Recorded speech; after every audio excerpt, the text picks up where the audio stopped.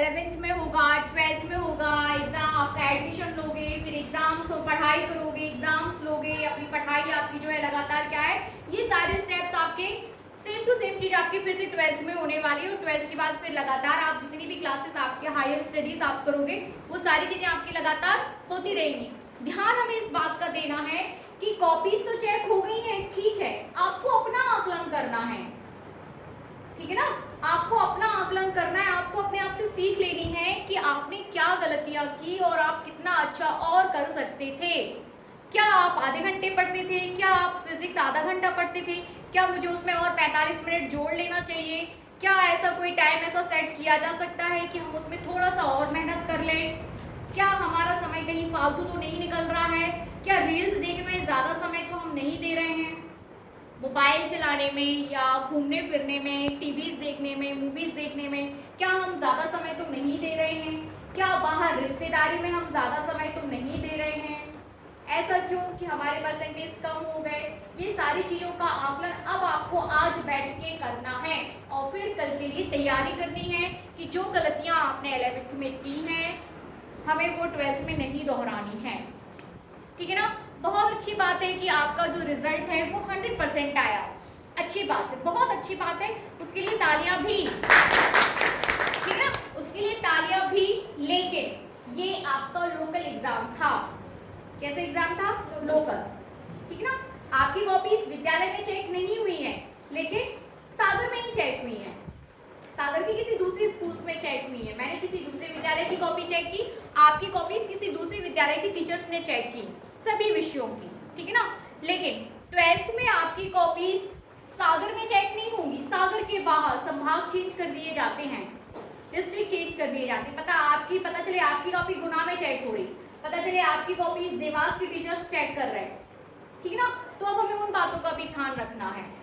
That clear, बात समझ में आ रही। अब आपको उन बातों का भी ध्यान रखना है कि अब आप बोर्ड क्लास में आ चुके हो और अब आपका माइंड जो है इस बात ऐसा चलना चाहिए कि आपकी कॉपी सब कोई और चेक करने वाला, बाहर का टीचर्स चेक करने वाला है, तो आपको ध्यान देना है कि कहीं एक नंबर भी आपका फालतू में कटने ना पाए, ठीक है ना। हम लोग ने, मैंने भी बोर्ड की कॉपीज चेक की हैं, बहुत सी मैंने गलतियां देखी कि बच्चे ऑब्जेक्टिव खालिस्तान गलत ही करिए जा रहे हैं, पूरा गलत कर दे रहे हैं, एक दो नंबर के जो क्वेश्चंस हैं वो अपने गलत नहीं होना चाहिए, उनमें बड़ा नुकसान है।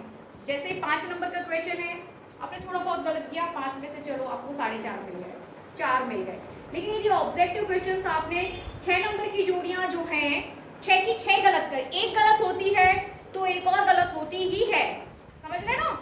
यदि आप सही जोड़ियों में एक गलत करते हो तो एक और गलत होती ही है, तो 6 में से आपके वो 4 नंबर हो जाते हैं, फिर वो 3 नंबर हो जाते हैं और कभी कभी पूरे ही, तो एक नंबर की क्वेश्चंस आपके खत्म हो जाते हैं वहाँ। तो आपके ध्यान दीजिए, स्टार्टिंग से मैं फिर बता रही हूँ, सभी सब्जेक्ट हिंदी, इंग्लिश, आपका मैथ्स, बायो, फिजिक्स, केमिस्ट्री, इन सभी सब्जेक्ट्स को आपको बहुत डीप पढ़ना पड़ेगा। ऑब्जेक्टिव जरूरी नहीं है कि जो पुस्तक के बाहर आते हैं वही परीक्षा में पूछे जाएं। अभी से पहला दिन है आपका, मैं अभी से आपको बता दे रही हूँ, पूरी साल हमें पढ़ाई करनी है, ठीक है ना। तो मैं अभी से आपको बता दे रही हूँ कि जरूरी नहीं है कि वही ऑब्जेक्ट जो हैं आपको परीक्षा में पूछे जाएं जो पुस्तक के बाहर दिए जाते हैं।